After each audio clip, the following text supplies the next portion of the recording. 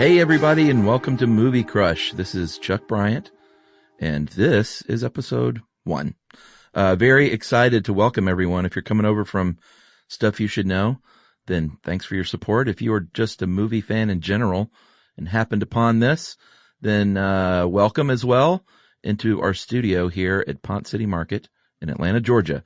So, guys, I am so excited about this show.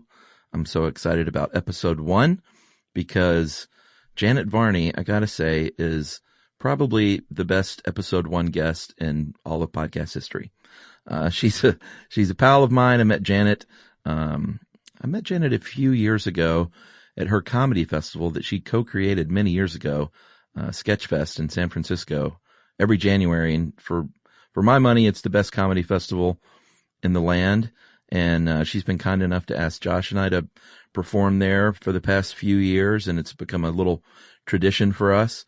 And Janet is just awesome. She is a very, very talented actress. She's a gifted improv comedian, and she's smart and funny and just as kind of a soul as you would ever hope to meet. So she was here shooting in Atlanta, so I had her in the studio, which is great. She was shooting season 2 of her awesome show on IFC, Stand Against Evil, which actually just premiered yesterday on IFC. Season 2 just premiered, so check that out. It's a really great show. It's Dana Gould's comic take on the zombie show, which if you haven't seen it, binge season 1 and then check out season 2 on IFC right now. So anyway, Janet was here shooting that, and the last thing that people want to do when they're shooting a TV show in the hot summer of Atlanta, working a lot of nights, is to come in and record a silly old podcast. But Janet is a pal and a very loyal person and friend, and so she was great. She came in here, we killed it. We talked about the movie Tron, the original, obviously, from 1982, the Disney picture with Jeff Bridges and Bruce Boxleitner, Cindy Morgan, David Warner, written and directed by Steven Lisberger, way ahead of its time. We both agreed. And this is episode 1, and you'll notice here, this was such an early episode that as we get started here in our conversation, I didn't even have a title for Movie Crush yet. But since then, I did get a title from my good friend in real life, Scott Ippolito. Scott's one of my best friends, and I threw it out to him and said, hey, what should I call this thing? And I gave him the idea, and he went, how about Movie Crush? And it was just that simple. So we talk a little bit about that at first, which was kind of fun. So here we go with Janet Varney and Tron. This show is so new, I don't have a title for it. This is very exciting. Should we just spend the whole time trying to figure out what the title is? Well, it's funny. I was going to call it like something dumb and on the nose, like my favorite movie. Mm-hmm. But then I was like, I don't want people to think it's my favorite movie. Uh-huh. Then I thought, what's your favorite movie, notable person? And that's a bad title. So, but all those variations of all those things were taken. And that's the thing about podcasting is someone can do a show for a month 8 years ago and it's sort of taken. Yeah. Like if you go to start something up, they could always say, hey, I had that first or whatever. Yeah. When I started my podcast, which is now and has always been the JV Club to the public. Which is one of the greatest names ever, by the way. That worked out for me. Yeah. I'm glad about that. But I was originally, and maybe that's for the best because this other I was going to call it I Was a Teenage Podcast. Cute, with though. This sort of, like 60s era monster movie kind of theme to it. Yeah. But someone had a podcast where they did a handful of episodes a couple of years back. Called I Was a Teenage Podcast. So I had to throw that away. Those people are the worst. The ones that start something and don't succeed. And then they're like, oh, give me $500 and you can have it. Like all of us. Like all of us at one point. All right, listen, here's some, I do improv. I surely can come up with some. My first instinct was to suggest Chuck's Flicks instead of Chick's Flicks, like Chick Flicks. And then I thought it could be called Chuck's Flux. That's great. No one will listen to it, or will That's they know? The name. They won't know what Chuck's it is. Flux. I think it just sings. I did ask my friend who's great at titling things, and he said, what about the confession stand? Oh. Instead of the concession stand. Yeah. But then that sounds like you really are getting into it. Well, but it also Going sounds like deep. it would be just about guilty pleasures. Exactly. Like yes. you yes. have to confess that. Yes. And no one would confess like, oh, I gotta say like The Godfather's my favorite movie. Right. Don't tell anyone. Yeah. Yeah. That's something to say with pride. So I'm The kind of at confession ground, stand. I'm kind of at zero right now. I have no idea. Okay. And then I thought about something like Psycho's Godfathers and Streetcars Named Desire. Like something big and grand. Right. That just sounds like the title of a book. Well, that then has a colon after it. That's no, like, there was that book about movies called, that's where I stole it. There was a book about 70s filmmaking called Easy Riders and Raging Bulls, which I was like, I can just rip that off. Yeah. But I guess I can't because that's the first thing he said. And you don't even know the book. It's a coffee table book without me knowing it's a coffee table book. We'll title it later. Okay. But what is your... Thanks for bringing that up because now that's just going to eat away at everything I would have said. I'm just going to only be thinking about But now you're what just going the to name text me of in the middle show of the should night. be. I've got For it. sure. I'll come up with and then I'll put it on a t-shirt for you like you did with Ben Acker and his That'd be great. dream joke. Which we can't spoil. Mm-mm. Did you go to movies a lot when you were a kid? Because I know a little bit about your life because of your own show in Arizona. Yeah. Movies are in a New very... Zealand. Oh, yes. That's right. I guess I can finally talk. No. That's but did you go to the movies a ton? Like when I you were did. little? That's definitely one of the things that you can do in a small-ish city in Arizona when the summer is just brutal and there's nothing to be done outside, really. Like because literally it's just things awful. melt in Arizona. Yeah, exactly. I have so many memories of, like, just the fold-out car. Like, no one uses those anymore, I guess, because windows are better, or maybe they still do in Arizona. Sure. Maybe you still have the car sunshades that sort of open up. But we we have just them had here. those we just had folding cardboard. Some of them, were fancy and made the car look like they were wearing sunglasses. Sure, sure. But, that was vitally important. As was trying to find any place in the shade because so many times I would get seatbelt burns. Well, you guys would have... Severe seatbelt burns. You know, I lived in Yuma for a year. Oh, that's one of the hottest They had places on the planet. Carpeted dashboards Yeah. because of that. Yeah. Those are the moments where you really do think, and you really think how I can barely survive here and we have all the technology. Yeah. And the idea that the only reason we're here is because people have been dealing with this heat for a couple why did anyone hundred settle years that it's even survivable beyond, pre having, car shades. I imagine every time I drove to LA through that desert and then I would eventually get crossover into the LA basin and that cool breeze hits. Yeah. I used to think about like the settlers. Yeah. What they must have thought, those who pressed on. Yeah. Like, well, this is clearly where I'm going to Oh my live. God, if you stop in Yuma and go, I think this is the best we're going to get, guys. We're not going any further west. There's We nothing keep a being couple told hundred just a few miles. Screw not it. us. Right here. Yeah. So the movie theater obviously is a respite. Yeah, very much so. So you would go see whatever? I feel like I would. I mean, Like were you dropped off by the parents, that kind of deal? Yeah, I would get dropped off by my parents for sure. Then I would take the bus. I saw a lot of movies by myself. Oh, for sure. That's the adorable. public bus to the movies. Yeah, you bet. My dad's house is right in between two malls that have movie theaters. So there was a really easy couple of straight line go-tos on the bus. Right. To see movies. And I do have very specific memories of seeing certain movies and I can sort of put them in context. And then there are other movies I couldn't tell you. Bus movies? Not bus. Well, no, I don't think that. Like, for example, when I did, Craig Kikowski has a podcast where it is just us talking about his movie. He likes to talk about his old list of his favorite movies. Right. And, his wife Carla's on it. And because they go in order, I happened to get Dead Poets Society. Oh. And that was a movie that I could remember. Yeah. I could remember everything about, like, going into Elcon Mall and seeing it and then feeling like my life had changed. Oh, yeah. And I cried so hard that I had to wait until they kicked me out as they were sweeping their popcorn up. Yeah. That was a heavy movie for people that, like, you're a few years younger than me, but quite a few actually. But just to be a teen or a young teen and seeing that movie, that's like heavy stuff. Oh, yeah. To process. Absolutely. You know? Yeah, yes, 100%. And then I feel like shortly after that, I got into like even darker stuff because you have to go through that phase in high school where you sort of love a went gothy Clockwork for a little while, Orange right? and like Eraserhead and all that kind of stuff. So I'm having a lot of flashbacks to that era because of Twin Peaks coming back. And have you been watching that? I have. What do you think? I mean, I'm struggling with some of it. I'm struggling deeply with some of it. Our producer Noel is very into it. You're into it. The hook, line, and sinker, including this last episode.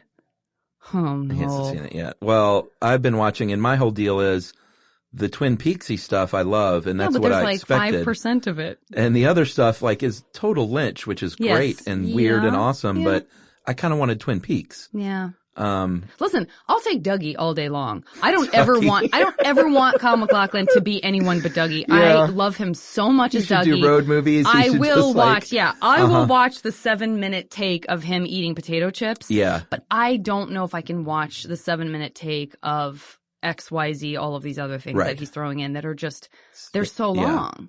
I just love Lynch so much though. And like, I just want him to be doing this stuff. Yeah. Like, even if it doesn't resonate fully with me, just keep doing it. I agree. I can't, sometimes I feel like he's pranking us a little bit. I do sometimes too. I feel like he's like, yeah. They gave me Final Cut. I'm just going to do this. Yeah. I'm just going to show this for 5 minutes because I can. Yeah, because I don't think it fully makes sense in his head in a narrative way. No. There are things that don't advance the story in any way, shape, or form that David can Lynch. tell. And That's the dude is like, how old is he? And he's still that weird. Yeah. Yeah. You know? Brandon interviewed him for Wired magazine, and oh really? They sat down with him. Mm-hmm. Oh man! And they got on really well because Brandon asked really interesting questions instead of like the questions that he was supposed to ask, probably. Right. So he got all this like fun backstory about David Lynch and the bird that lived on his roof and all this kind of this and that, the kind of stuff that you want to hear, that you want to go, oh God, of course that's how his brain works. But yeah, so lots of going to the movies when I was younger. My dad is a huge movie fan. And he introduced me to a lot of movies that I certainly wouldn't have seen as young as I was had he not been like, I think you're ready for this, you know. What was your first R-rated movie? Do you remember that? I'm not sure what it was, but I know that my mom took me to see RoboCop. Was that R? Yeah, that was probably R. It's gotta be R. There's no way that's not a hard R. Yeah. There's some crazy violent stuff that happens. I guess I forget how violent the movies were back then. Yeah. So I don't know. And then she took me to Die Hard also. My Mormon mom, who did not have a television at home, for some reason wanted to take me to both of those movies. That's great. Yeah. So those were probably, those have got to be the first R movies that I went to. I don't know if I had seen something at home before then, but definitely those stick out. Mine was, my dad took me to a war movie, The Big Red One, which was good and fine. Good World War II movie. And then the first one I ever saw, I think at all, was Escape from New York. Oh, sure. And I was over at some friend's house after church, and they were putting it on, and I called my mom to ask if it was okay. Adorable. What'd she say? Yeah. She said because I had called. If she had said no, you think you would have been like, guys, I gotta go. Ooh. Now that's a good question.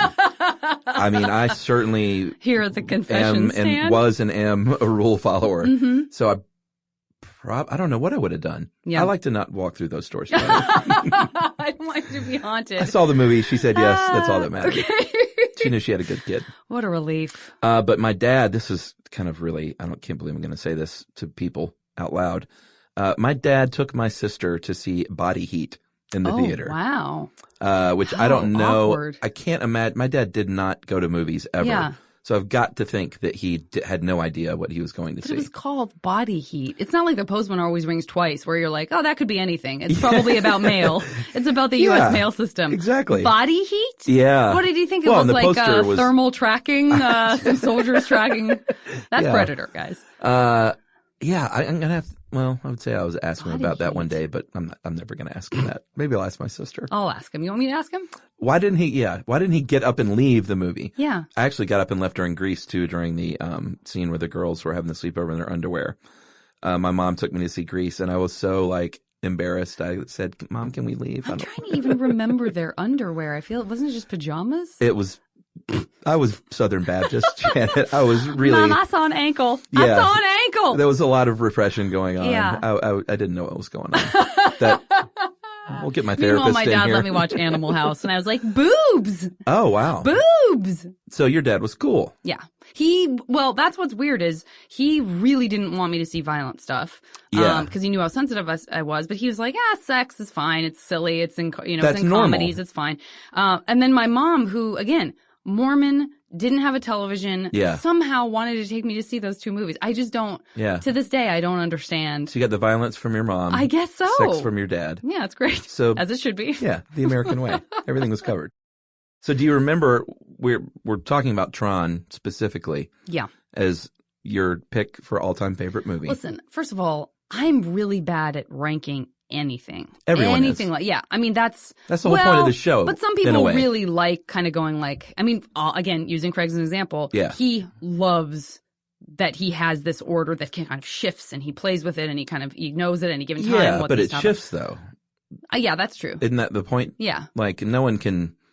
Anyone's all-time favorite movie on any given day is probably going to be different. I guess so. Yeah, I guess so. But I do feel like there are people who take pride in kind of like, Oh, this sure. helps define me. This is my all-time favorite movie. And for many and it people, it does. is The Godfather. I wonder Yeah. how many times are you going to have to talk about The Godfather? And are you going to tell people, can you pick if that's your favorite movie of all time? We've talked about it 3 times already. Can you pick a different one? Yeah, Like, I'm not pretend? going to repeat movies. I don't Okay. think unless there could be some like a fresh take. Right. You know? But it's funny that everyone I've asked so far has immediately been stressed out about the notion of picking one and then going public with that. Yeah. Because I think everyone does think it says something about them. Yeah.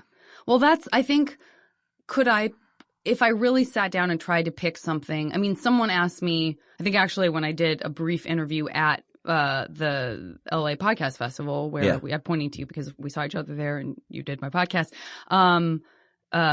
I think I blurted out Harold and Maude because for a long time that would have been the situation. Like Sure. from my teens into my early 20s, I was proud to say that was my favorite movie. That's cool and it's Hal it's Ashby super and cool it's, and I still love it a lot. Oh yeah.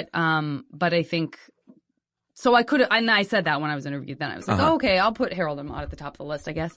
But Tron. Screw it. Yeah, I'm going to go with Tron because it's been important to me far longer. Yeah. And I love it. Well, there are a just bunch of love it. nerd dudes all over the world listening to this Yeah. that are super excited that that's your favorite movie. Well, I probably will. You're probably also safe in that I don't think anyone else will. It's not going to be like, Tron again. All right. Why is it everybody's number one? Ira Glass loves Tron. Yeah. I have a confession to make about Tron. Have you never seen it? I've seen Tron. You hate it. Saw it this afternoon. You really? It was the first time you've ever seen it? I don't know how I didn't see Tron. I never saw Tron. What a great first episode. I know. I loved the arcade game. Yeah. I'd played it obsessively. Yeah. And I never saw the movie. Oh my God. This is great. And I don't know why. I was trying to figure it out today. I was It's like, so fresh yeah, in I've your seen mind. Tron, right? Yeah. It's like, yeah, the movie with the light cycles. But Right. then it started to never dawn on me. I never, ever saw Tron. Oh my God. So I Chuck. watched it today. Holy shit. In full. And we should talk about it. Okay. What was your first Tron experience? Do you remember seeing it in the theater? I don't remember my first Okay. time seeing it. I really don't. I couldn't tell you if I saw it. Was I'd it have to theater or ask my probably dad. VHS? Well, I could have seen it in the theater. I mean, it's a Disney movie. You've Number been one. pretty young though. Yeah. But I mean, I would have, I was, 6? It was 1982. Yeah. That's I think reasonable. I probably saw it in the theater, and the Okay. reason is that it rocked my world, and so Yeah. I can't imagine that I would have seen it on VHS for the first time. Okay. I maintain to this day that it was so far ahead of its time. Oh yeah. So far ahead of its time, and it is pretty peculiar and amazing that it's a Disney movie. I think Yeah. it's worth it's of note for that reason Uh-huh. in and of itself. I don't play video games. I'm not a gamer Well, I was at going all. to ask you that. So it has nothing to do for me with I never played. So you didn't go to any arcades or anything like that? No. Wow. I mean, I would play handheld Pac-Man games Sure. at my friends' houses, and I played whatever PC learning games my dad got me Like that Oregon were Trail and stuff. I don't even think I had Oregon Trail. That was more advanced You had than what I Arizona had. Trail? Didn't even have Arizona Trail, Chuck. I'm talking about, the only thing I can think of right now was a game called Spell It.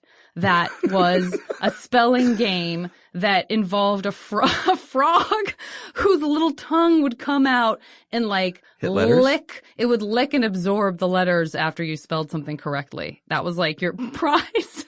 How old were you? I was little. Oh, I mean, this wasn't like 15 years old. I mean, it was like, when you're, but it sounds like something a 2-year-old would play Not a with. 2-year-old. Maybe like this was when it was, still cool. Like, it was shocking that there was any kind of a game to be played. So probably around 6 years old or something. Spell it. Yeah. And like, listen, some of the words would get pretty tricky. I don't want you to think that it was like dog and cat. Right. Two-syllable words. Frogs, the frogs are hungry. They need long words. So, I'm not a gamer. Arcade games that got you in there, though. Not at all. No. I just loved the world of it. And to this, like, I would have dreams about it. I still sometimes have dreams about it. Really? Yeah, that I'm inside the game grid. Yeah. And I think part of the reason that I didn't play the arcade games is that because I saw the movie first, the arcade games were just these flat two-dimensional things. And the whole point was like, but no, don't you understand? These games exist for regular people to play. Right. I'm a user. Yeah. But I should be inside the game. That's the only way I want to experience it is like viscerally with my cute uniform on. And I loved the music. The music, again, totally ahead of its time and crazy and weird and great. Now we'll get into the kind of the sentimentality of it, which was that my dad also loved it. Okay. And we would play this game at night, like when I was. This is why you love Tron. And I walk out and just close the door behind me. We had an alarm system in the house where, you have the motion detector and the little red light blinks when there's motion. Yeah. And then we also had everything digital. So like our microwave was digital, all our VCRs, clocks, all that kind of stuff was digital. And that's all it was 1982. Like, green. Yeah. So that's all green. So, and our house was this little tiny 3-bedroom house, but you could go in a complete circle around it, right? So you could come in the front door, you could go through the living room, turn left, go down the hallway where all the bedrooms were, go back into the back room, and then that reconnected with the kitchen that reconnected with the front room. Right. So you can go in a full circle. And there was a koi pond in the center. And there was zero atria nor koi ponds. Okay. And so my dad we would play this game where we were inside the game grid. We would turn off all the lights in the house, and he would, when I was little, like I guess 6 or whatever, because that's as little as I would have been able to be. He would kind of hold me Superman style. And we would like scoot around the house and we would be trying to avoid, Sark and like all the bad guys. And so if we were trying to creep past the motion detectors, I mean, listen, it would be great training for me if I'd become a expert cat burglar. Yeah. We would kind of get as far as we could before we would see a light. And then we would see the red light. We'd be like, they see us, the recognizers. And then we'd like run into the next room and like, and so, to this day, I'm not afraid of I've never been afraid of the dark because I only equate the total darkness with playing Tron. Right, which was good. And it was this like super great, cool game that my dad made up that was legitimately like kind of scary and exciting. And it made me feel like I was inside that game grid. That's adorable. And then at Disneyland, we would go to Disneyland every summer. My dad would, we had friends who lived in La Cañada, which is kind of like Pasadena area.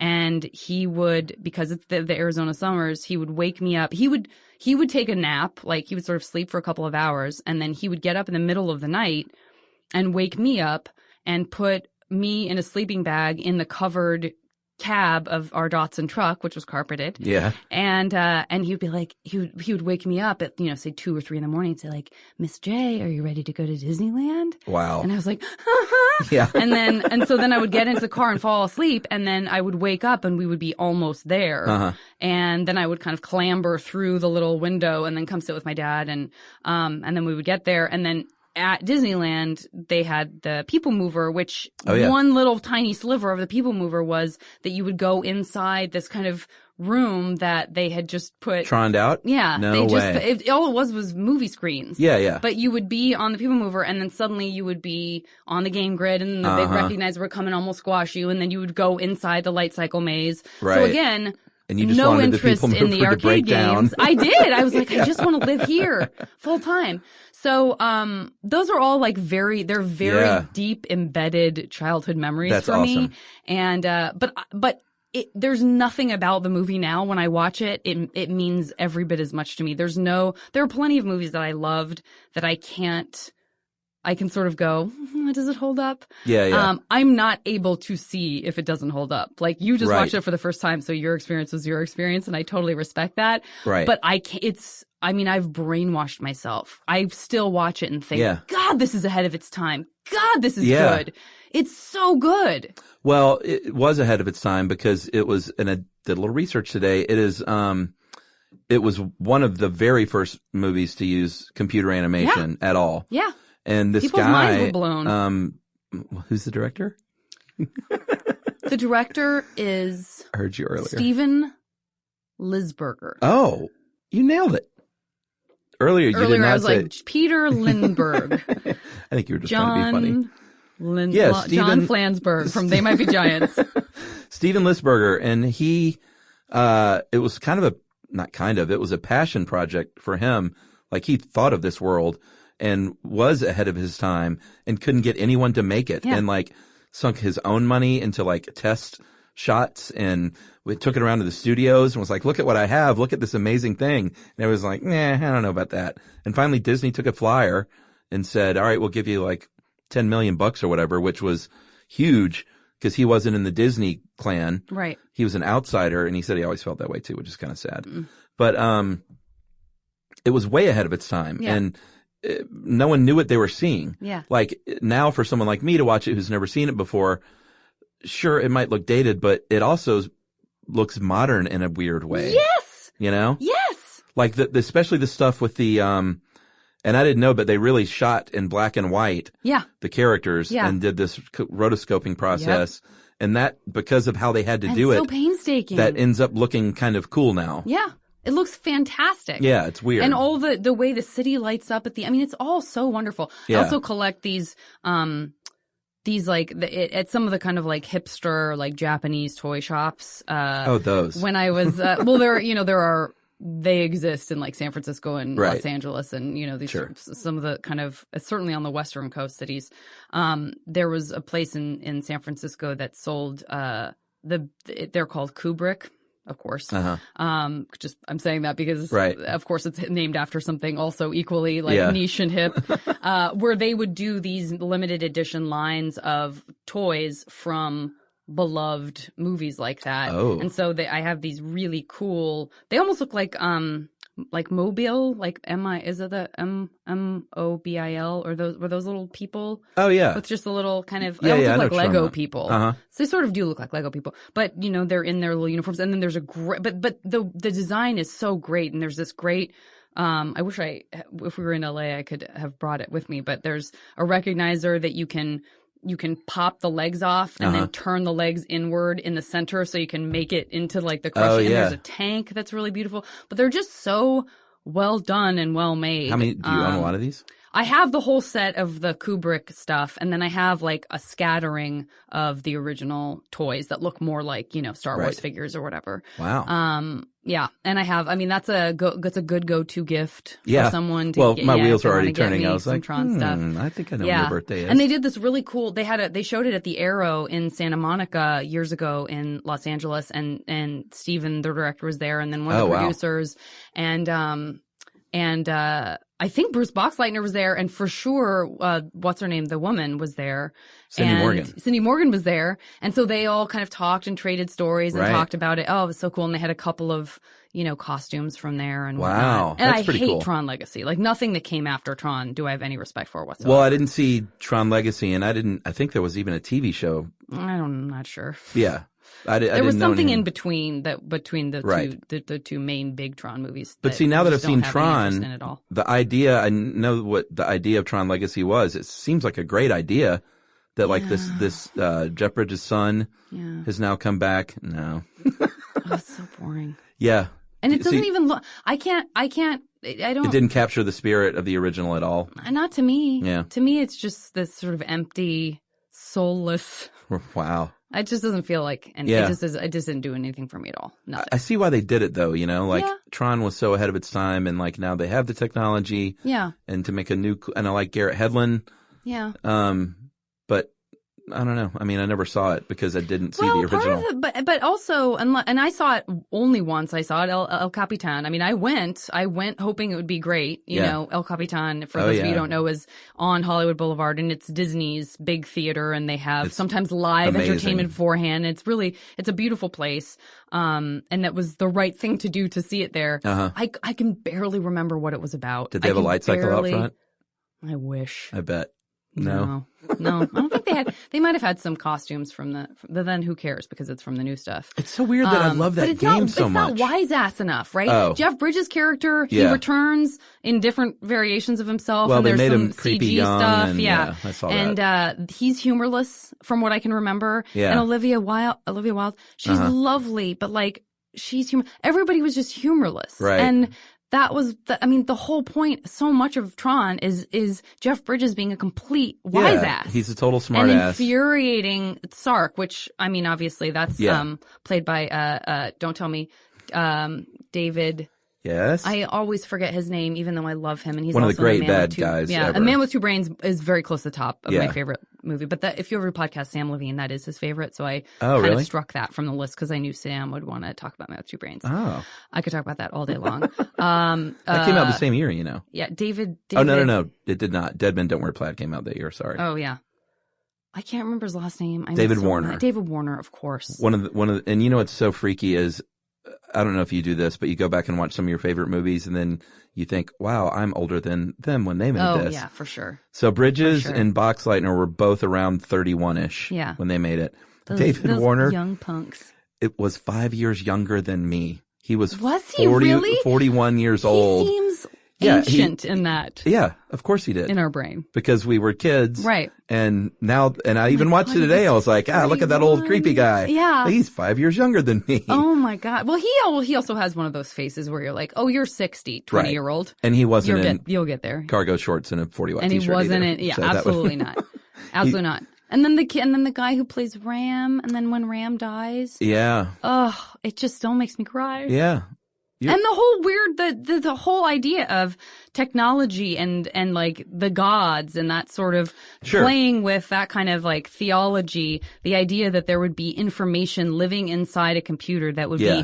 be, that would be That was kind of the great intelligent fear. enough to question where itself came Yeah. from and putting all this faith in the people who created it. And I mean, it's just fascinating. Well, that was sort of the great fear, I think, at first when, computers became a thing. But now it's sort of a legitimate fear Yeah. of, robots becoming sentient. Master control program, man. Yeah, like that's kind of a thing now. It was ahead of its time. Yeah. But what's kind of struck me, a couple of funny things. On that note, when who is the main? Was it Sark? Sark, yeah. Was talking to the David Warner character and kind of explaining how things. MCP, that Master Control Program, is Yeah. the main, and then Sark is like his lackey, kind of. Oh, And that's okay. David Warner. Yeah, MCP was. So MCP is just, you it just does hear get a that. little confusing because they all play different. MCP, you hear that deep, scary voice. But where then you he's like, see it "The as line." like a computer grid face in the Yeah. end. Oh, I also have the toy of that. It's so cool.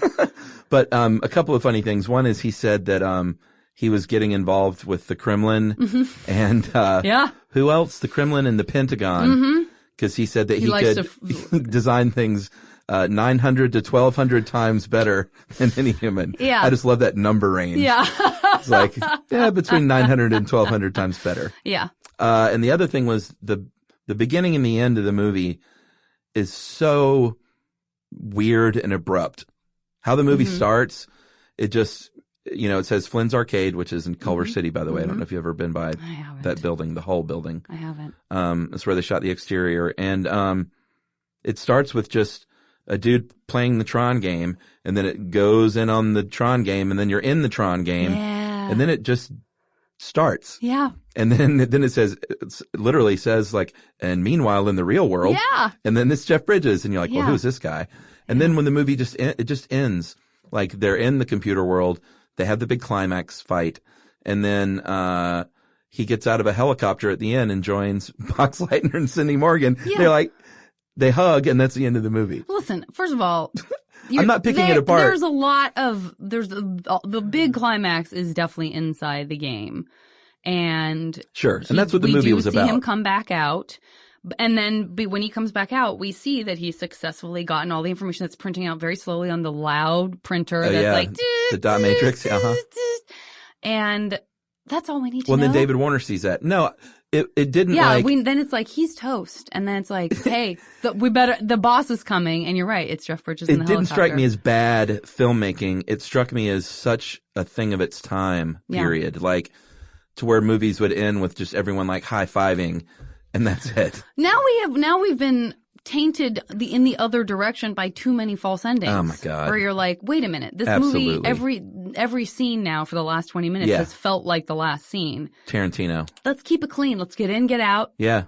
And then as the lights go down in the city, not to quote a Journey song, then you see how much it looks like the game grid. What else did I have in here? The whole building, David Warner, Jeff Bridges, Bruce Wayne, 31. Cindy Morgan, I know her from Caddyshack. Mm-hmm. She's a fox. She's a real fox. As Lacey Underalls, which is, wow.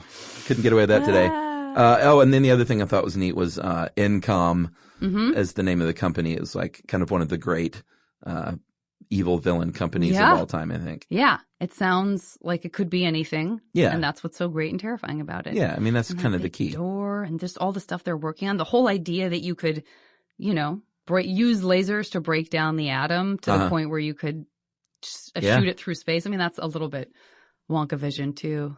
That's another movie I could have probably said. Oh, everything goes back to being a young person. Like I think I'm so connected to that unbridled passion that feels kind of unmatchable as an adult. Pre-cynicism. Yeah, I can't. So I think those are all the movies that I really go back to, because when I think about movies, I mean, after I saw In Bruges, I was like, this is my favorite movie. Oh, God, and then I saw another movie that I felt was my favorite movie a year later. I was like, no, this is my favorite movie. But, In Bruges is in there. The Ice Storm, I still think, is like one of the best movies ever made. One of my favorite movies. There's artistically, intact and, brilliant movies that would also be kind of in my list. But I like to say, like, I have it's like I have 25 top 5 movies. Yeah. You have you get 25, but they're all part of your top 5. But I did think of a segment today that I'm going to do for everyone, which is. Oh, you asked me to think about maybe something more like guilty pleasures. We'll do that later. Okay. And by later, I mean in 5 Hour minutes. 3. Okay. This is a segment, maybe we'll get Noel to do some cool music for this, called What Ebert Said. This movie is a complete disappointment. Okay. All right. So I thought there are plenty of legendary film critics, but he's always been my favorite. Absolutely. He gave, what do you think, first of all? Oh, no. Do you have any idea? Listen, I want to believe that he was on board and that he understood how special and important it was, and that he thought to himself, Janet Varney will one day name this as her favorite movie. But I don't feel like it got particularly good reviews, and I don't think it did particularly well. And he was pretty influential at the time. So I'm prepared for him to have given it a thumbs down. Ebert loved it. Oh, good. Okay. He gave it 4 stars and great. a thumbs up, and he says it was a technological sound and light show that is sensational and brainy, stylish and fun. Oh, good. And then he went on to rave about the special effects. He said that the wholly imaginary worlds of Tron are so cleverly composed that I never ever got the sensation that I was watching some actor stand in front of or in the middle of special effects. Never. And I think you see that so much more today. Oh, yeah. You can really feel the sort of flatness of the people are like, these poor you people. can do anything. Yeah. And it's hard like to you act really with can't. a green screen. It's really hard. Yeah. Yeah, no, I felt like I can't. Again, I feel like they were all there. They were all there living in that world. They're starting to get it right, though. Like, did you see The Jungle Book? Yes. Yeah. Like that was good. That seamless was really well done. and amazing. Yeah, it really was. But for a while there, people kind of went nuts. Well, even with like Fantastic Beasts, for example, Did not see that. I feel so strongly that I can see like Eddie Redmayne sort of looking at his finger where something is supposed to be, and I just am so aware it's not there. I'm so painfully aware it's not there. I don't know about that finger scene, but well, you know, I know what you're talking about. Like when there's a lot of mystical, fun toy things around. Well, the eye lines never quite match. It's always tough. Even with all the technology, they're off just enough to where it looks like the Three's Company episode where Jack's twin visits, you know, which I don't think it ever happened, although it should have. And the last thing here is I looked up the movies of 1982 mainly because I was like, why didn't I see this? What was I going to see? Oh, so I can know now what else was 1982? Well, yeah, and it's a powerhouse of stuff. Well, movies back then were amazing. Yeah. And this is just like when you look at the list of movies that are out in 2017. Yeah. And then this list, it makes you want to cry. Yeah. Because 1982, I'm excited to hear this list. Blade Runner. Shit, yeah. E.T., The Thing. Oh man. Fast Times at Ridgemont High, Poltergeist, Wrath of Khan. Oh my God. Tootsie. 48 also hours. In my top 5. Tootsie, hands down. Probably Blade Runner 2. Tootsie was just a March release in 1982. Oh. It wasn't like Oscar season's coming up. Like that's where it would be slotted today. These movies, Chuck, this is blowing my mind. Did I say Fast Times at Ridgemont High? You did, yeah. 48 Hours. Huge. Officer and a Gentleman. Huge. Annie. Oh my God. First Blood, very big for me. I don't know if you're into it. Got it. The Dark Crystal, Gandhi. Oh, The Dark Crystal. Rocky 3. Never saw Gandhi. Rocky 3 was very big for me. But I did see Rocky 3. That's where my priorities lie. I mean, there were a couple of movies that I wouldn't say like, oh my God, this is so great, but they were big for me. Like Beastmaster was 1982. Never seen Beastmaster. It was great.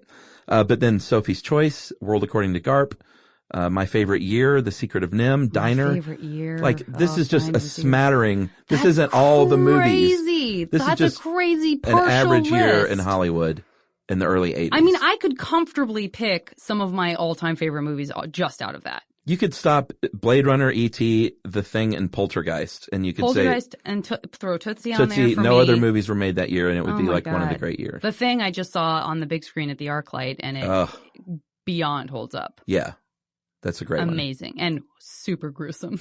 Yeah, really gross. John Carpenter great is gore. the man. Yeah, and he did still does all his own music. It's great. Yeah. Great. Any finishing thoughts on Tron? I love it. Thumbs up. Tron, I love you. Tron, I know that you're a movie, even though you were also a character in the movie named Tron, but I just wanted, for the longest time, I was like, if I have kids, I'm naming my kid Flynn, no matter whether it's a boy or a girl. I thought you were going to say Tron. No, I wouldn't name them. No, because or Flynn MCP? is the one I really love. Was it MCP? The MCP? Yeah. That'd be a funny name. Michael Chadwick Peterson. Just so I could call him MCP. That would be a pretty slick move. But Tron was a character, but also the name of the security system. That's right. That Boxleitner was Not if my designing. Tron program yeah, exactly. Right? Mm-hmm. Noel just got up and I walked him. I walked Noel. He's done. That's what I thought was confusing to me a little bit about the movie. So all the different characters playing users the thing. It's like you're like, but that's what it's about, dumbass. Bruce invented the program Tron, so that's what Tron looked like. Tron looked like his user. And then Flynn designed a ton of stuff. Yes. So that's why, like, when you go inside the beginning of the movie, in the tank, that's Flynn, too, because he designed that program. In the tank. What about the scene with, when Cindy Morgan and when Lacey Underalls and Bruce and the Scarecrow first go, he was the Scarecrow, right? Sure. You bet he was. He certainly wasn't Mrs. King. Well, I never saw that show, but I just did the math real quick. I've never either.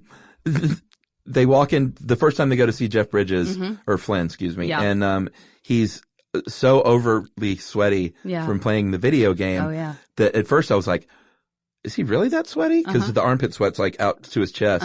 Then his chest was sweaty through the shirt. It's like, why are they doing that? Yeah. And he goes up and takes off his shirt. And I was like, I think that's exactly why they did it. Yeah. He takes off one shirt and puts on a different shirt, and they're both Flynn's video game. Like, but he takes it off in front of her. Because they used to date. And then he had that sly line about leaving the house messy or whatever. And then she practically shoves Bruce Boxleitner on the couch.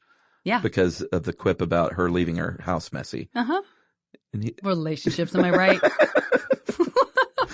I'm all Troned up now. Would I say that Tron is a go-to to understand relationships between the two people who care about each other? No, probably not. But maybe between man and computer. Between man and computer? Between a bit and a program? Remember that little bit? Yes. No. Janet Varney, thanks for coming into the... What about my guilty pleasures? Oh, yeah. Chuck! You're right. You've been doing this podcast for 1 hour in life. Look at... And you don't remember your in all signature... caps bold, I have close with guilty pleasure. All right, what's your guilty pleasure? Pilot program. Well, I did think about it because I didn't want it to be a Tron? thing. Listen, first of all, how dare you? And I said that in our text too. I said, don't you even pretend like my favorite movie can also be a guilty pleasure. I will never call it a guilty pleasure. But I was trying to think because I thought, I don't want to have some pretentious schlock, like you said, where someone's like, my guilty pleasure is The Godfather. Shut up. But it's kind of hard because I don't have a lot of the like, I know this, like, same with reality television, stuff like that. I don't find that I have a lot of like, this is delicious and I know I shouldn't, but here I watch, I feel I get really impatient with stuff that isn't good. So I was trying to think of things that I would watch anyway. And I think I actually wrote a couple of them down. I know for sure that recently on planes, I can't stop watching movies about horses. Which was never something I cared about. Okay. But all of a sudden, Seabiscuit seems like the best movie I've ever seen. National I watched Secretariat. Secretariat. They didn't have, this is Delta, and they have some old movies that you can watch. Right. I hadn't gotten to The Horse Whisperer, which I've never seen. I didn't see that either. I probably won't watch War Horse. But I didn't see that suddenly I need like feel-good horse movies when I'm on a plane because I'm too tired to enjoy anything else. So feel-good horse movies. Apparently, that's a new thing. And then I also admitted to Black Beauty. Did you see that when you were a kid? Or the Black Stallion. I didn't give a crap. I didn't give a crap about horse movies. I did see the Black Stallion. I barely remember it. The Last Unicorn. That was a tough one. I will always, but I did, especially because I know you like Jaws so much. I feel the same way about Jaws, and I will see. That's a guilty pleasure. But a shark movie, not Sharknado, not like intentionally campy shark movies, but I will give almost any shark-based movie a chance, and I love the movie Deep Blue Sea. I love it. Say that. I love it. I think I saw that in the theater. I've seen it so many times. If it's on, I will watch it till the end. I love it. I liked how unabashedly schlocky it was. Yeah, it knew what it was, and so it camped out in a good way. Yeah. But it was genuinely still very scary to me, even though the sharks got smarter because they were injecting them with some sort of growth hormone so that they could cure Alzheimer's. Right. That's a side effect. The sharks got smarter. The sharks got smarter, Chuck. That was the big pull line from the trailer. I remember that. And I was so starstruck when my friend Oscar, we were going to dinner with Oscar and Ursula, who are dear friends of ours, and he said, I hope you don't mind, our friends are going to be joining us. And was it the shark? It was the shark. Oh my God. It was the shark. No, it was Saffron Burrows. And I said, in a million years, I never thought I would meet Saffron Burrows. This is not a person that I think I travel in the same circles with. So I was very excited that I got to meet Saffron Burrows for that Deep reason. Blue Sea. And was it everything you thought? She's wonderful. Yeah. She's just great. That was her line, wasn't it? The sharks got smarter, yeah. She made those sharks smarter. She put us all at risk. Wow. And she got Sam Jackson munched. I mean, that's a great moment. That was a great moment. Snatches him up. I feel that moment, I can't think of having seen that anywhere before that movie, and I feel like I've seen it a million times since. Yeah, and then like Snakes on a Plane was a direct descendant of Deep Blue Sea. Yeah. Because I think Deep Blue Sea, I don't think they were, was that Rennie Harlan? Why do I want to say that was Rennie Harlan? Is it? Was it? Gosh, I don't know if it was. It might be. I might be making that up. It was not Steven Lisberger because he didn't direct anything else. Yeah, he was like a Silicon Valley nerd who just went right back to doing whatever he was doing. His claim to fame was Animaniacs before. Oh, that's how he got a little juice in the industry. Sure. Oh, yeah. Yeah, that Animaniacs cred and dough. Big swinging Johnson. Animaniacs. So anyway, those are a couple of my guilty pleasures. And I also this is probably too far on the side. This popped in my mind. It was the first thing that popped in my mind. Okay. And that doesn't mean that it's accurate, but for some reason, the first thing I thought of was Intolerable Cruelty with Love that movie. With Catherine Zeta-Jones and George Clooney. And I think the reason I classify it as a guilty pleasure is because I somehow know I'm supposed to not like it because it's not full Coen brothers. Yes. And so I've been told it's terrible. Do you know what I mean? Like, It is society not. has It's told me great. it's terrible. Unlike Oh Brother We're Out There or whatever. And so, but that was what the first thing that popped in my mind. I love that movie. Yeah, I don't like It's when so people, funny. I think there's two Coen brothers tiers, Mm-hmm. and I love that second tier when they're clearly just having a good time making a comedy. Yeah. I love those movies. Yeah. Like Intolerable absolutely. Cruelty, and the one I really love is with Brad Pitt and Clooney. Oh, and Burn After Reading? Burn After Yeah. Reading. I think Love that movie. I think I hated that when I saw it, and now I like it. And I didn't love Hail Caesar, and I'm wondering if in a couple of years maybe I'll love that too. I liked Hail Because Caesar. maybe I was fine with it. Yeah.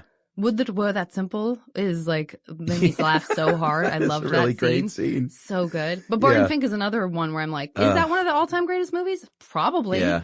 Probably has one of the all-time greatest endings of any movie. Yeah. Talk about an ending.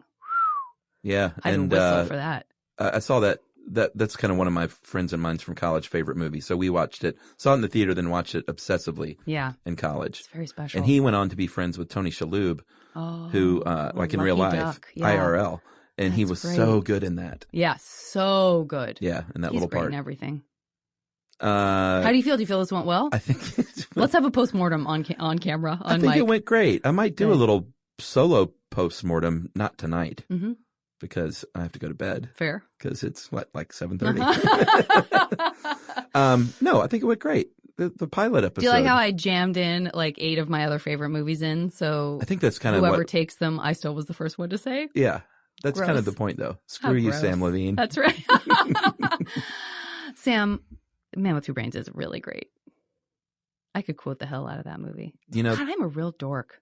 what for that movie? Or Yeah, just all my period? favorite movies. Everything I'm naming is just so dorky. But Well, you this went after movie is Tron so hard, good. so.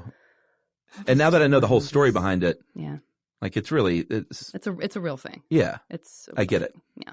You weren't seeking nerd cred or anything like that. No. In I'm fact, you afraid hate not. nerds. Wait, now hold. No, let me ask you to back off that for a second. Untrue. No, this was great. All right. Well, thanks for coming in, Janet Varney, for show number 1. Thanks, Chuck. Here I go.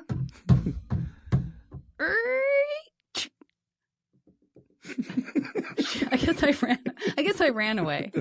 Only after the door was closed.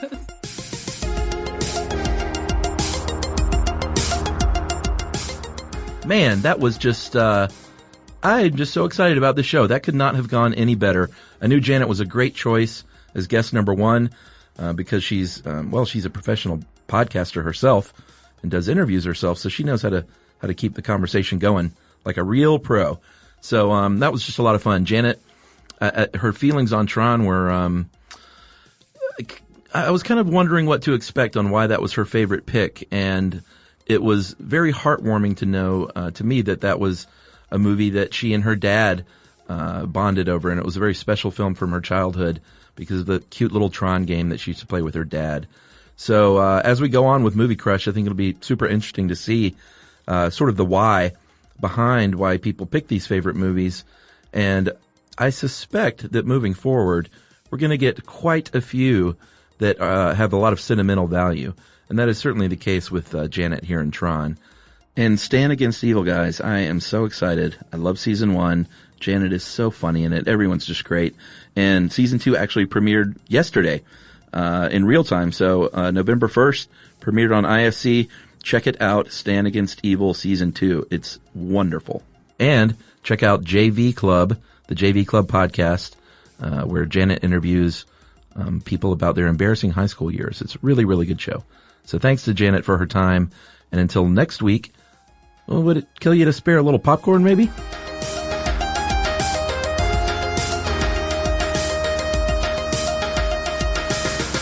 Movie Crush is produced, edited, engineered, and scored by Noel Brown from our podcast studio at Pond City Market, Atlanta, Georgia.